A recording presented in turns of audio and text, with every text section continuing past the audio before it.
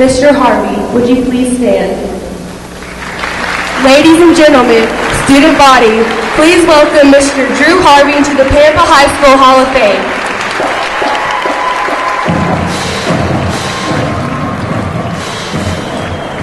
There's something about this panhandle sky in this country that just goes on you in a way that it doesn't let go. And as soon as you come back here, I feel like I'm at home, and Pampa is extraordinarily meaningful to me.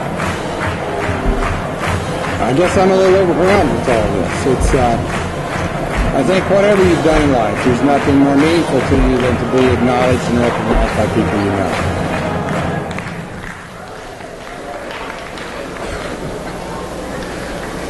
Wow. I'm not sure if each of you can really think about what it might feel like to stand up here and watch this kind of applause. But, my greetings to you and my sincere thanks. I have to say I'm clearly humbled and honored and surprised and very appreciative of being here. I hope, told to speak really close to the mic, so I hope you can follow this. You know, this has been a time of reflection for me. Just this past weekend, I joined my classmates of 1964 to attend my 50th high school reunion, as amazing as that seems. So it's been a while since I've sat in the seat that most of you students are now occupying. But I'd like to start my brief talk by asking the audience a question. I would like each of you to consider a question about the quality of life. 50 years ago, I graduated from Pampa High School. That was 1964, and I know most of you were not alive at that time, but I would like to just have you respond to a question by raising your hand. Do you think that the world was a better place in 1964 than it is today? Just generally raise your hand. I'd like to get just a... Yeah? There's a pretty strong number of people that believe that things were a bit better 50 years ago. And now for a second part. How many of you believe that the world will be a better place to live in the year 2064, which is the year that many of you will be celebrating your 50th high school reunion? Again, just a show of hands. The next 50 years, it's going to get better?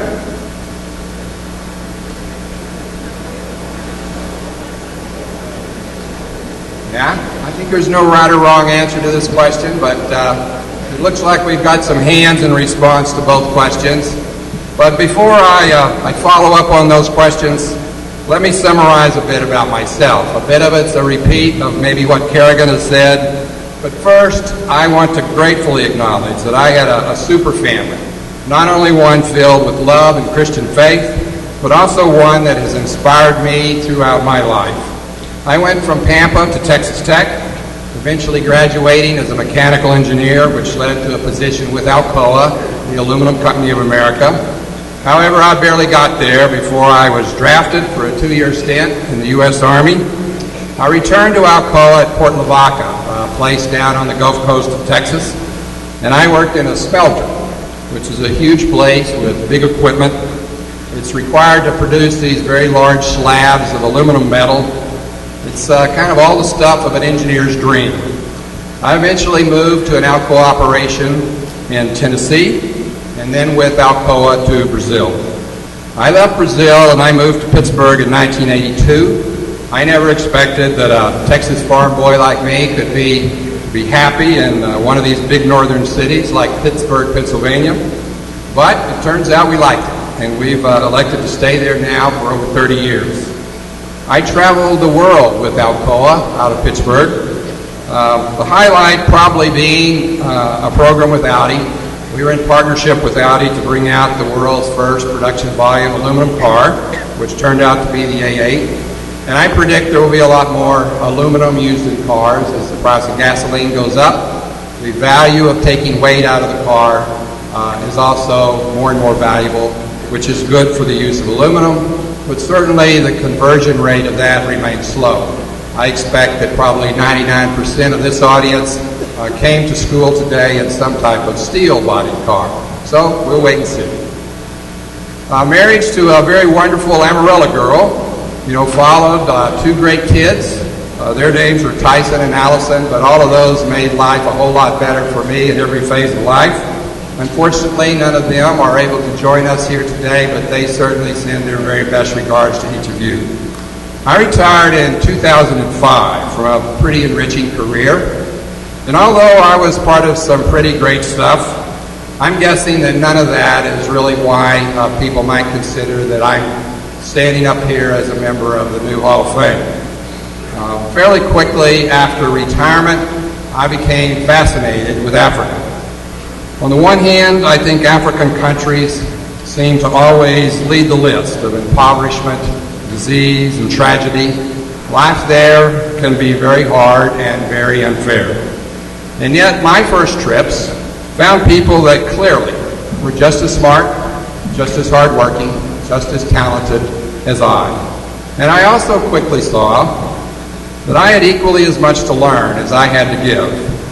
So a few of us in the Pittsburgh region partnered with a few people in northeastern Zimbabwe and began doing some things to help each other.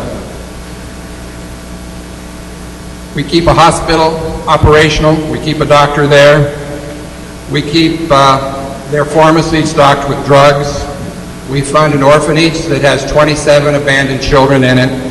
We keep about 450 kids in school. Going to school is not free throughout most of Africa. We're building rural health clinics. We operate a microloan program. Well, you get the idea. We do a lot of things together with this group of people in Zimbabwe. I go back next month for my 11th trip to Africa with hopes of revitalizing a farm that might become the cash engine that undermines and enables the ongoing sustainability of this operation, a hand up, not a handout, which I would say is humanitarianism's most noble objective. But let me get back to those first two questions that I asked you at the beginning of my words. 50 years ago, in 1964, I had just completed 12 years of education in the Pampa school system. It was all an incredible gift. I grew up on a wheat farm 14 miles east of town, and my life was filled with long hours of riding a cage tractor, wheat harvesting, riding school bus, and the assumption that if you worked hard, good things would happen. School was something that I took for granted, but in retrospect, it built the foundation of my life's opportunities. It's tempting to consider that whatever I may have accomplished was due to my own hard work, my own intelligence, but much later in life, I grew to realize what a gift the life environment that all of us enjoy was. And indeed, it is a gift that not much of the world enjoys. I had to do my part, but I'd been given an amazing head start, and the least I could do was try to give just a little bit back. People like to predict the future. My son lives in New York City, and when we visit, we frequently drive by the site of the New York World's Fair of 1964. Those grounds are largely abandoned now, but they're full of futuristic-looking Jetson family-type structures. That fair predicted a lot of things. That fair predicted that many of us would live in Formica houses. I doubt that many of you live in a Formica house today. It predicted underwater hotels would be very common. It predicted that personal transportation would be by jetpack. It predicted that people would talk via picture phones. Well, the picture phone did finally happen, but most of you probably prefer the impersonal ease of texting.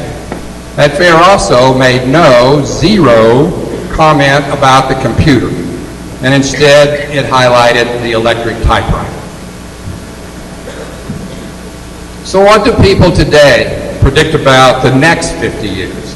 What is it going to look like in the year 2064? Some would say that global warming will force coastal cities such as Houston and New Orleans to be abandoned. The Amazon rainforest could be gone. Polar ice caps might be a fraction of their current size. Working commercial moon bases will be common. People will have personal robots that follow them around. Tobacco use will be eliminated. Extreme poverty may be eliminated, and death from today's major killing diseases will probably be greatly reduced. The majority of the world will have easy access to clean water, which is certainly not the case today. The 3 billion people on Earth 50 years ago in 1964 has grown to 7 billion people today, and that will be 9 billion people in 2064. World leadership could pass from the USA to China, and Hillary Clinton's grandson will be about the right age to run for president. So what might all of this mean to each of you, a high school teenager, someone like yourself sitting in these seats today? I would offer up 3 points for you to think about and reflect on. First, recognize that you are a global citizen and the world desperately needs your help. Almost half of our world, more than 3 billion people, live on less than $2 a day. That means they don't have adequate food to eat, they don't have clean water to drink, they can't educate their children, they don't have health care. It is a pretty daunting situation. And yet, a favorite quote from Margaret Mead comes to my mind. Never doubt that a small group of thoughtful, committed citizens can change the world. Indeed, it is the only thing that ever has. You may have significant challenges, problems in your life, but never forget to acknowledge the opportunities, the talents, and the goodness that each of you also have and is there for you to act on. And the amazing part, the really amazing part, is that as you help others, you quickly find that your own life is greatly enriched. The second point I would like you to reflect on: choose to hang out with people who inspire you and make you a better person. We are all greatly influenced by the people around us, so I suggest you make some conscious choices about who those people are. I will give you 3 examples of people that have made a difference in my life. First is a man by the name of Emmanuel Chimba. Emmanuel is the administrator of the Home of Hope Orphanage in Zimbabwe, and Emmanuel taught me the impact that each one of us can make on a very young child. The second person's name is Kristen. Kristen is a teammate that I built houses with Habitat for Humanity in Zambia. A trip to Zambia, and she described in one of our discussions that she did not even tell people that she was going on yet another Habitat trip because they always responded by telling her what a wonderful person she was. But she said that she does this as much for herself as for others, and she simply did not feel comfortable with the praise.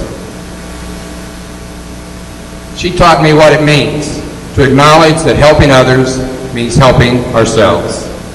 The third individual, Paul Thabeau. Paul Thabeau was a wealthy stockbroker.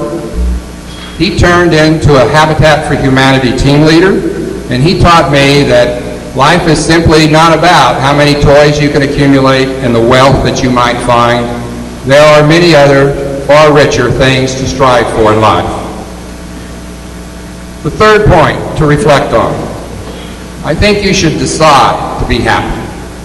You might first think that your happiness is something that simply happens to you, and it's not a choice that you make. But I suggest that your life is always filled with problems and with joys. You deal with them, but you can choose which will dominate your life view. I travel to Africa frequently, and it's not hard to make a long list of immense problems facing the people there. You might expect the people to be pretty down, pretty depressed, but that is not my experience. Instead, you are greeted with warm hugs, big smiles, laughter, a song of joy, and you learn from them that life is what you make it. Every day is a new day. Every day is a gift from God. So, will your world of 2064 be a better place? It's pretty much all in your hands. To this audience today, Tampa Schools has given you a great start. then you are about to enter the game. I suggest you ponder these three things. First, the world needs help, and you personally can make a big, big difference. Second, choose to go through life's journey with people that encourage you and teach you to do more. And finally, decide to do it all with a smile on your face and gratitude in your heart. My grandson, Spencer Lloyd Harvey, is 2 years old. I trust that each of you will be working hard to provide a world where he will thrive and laugh.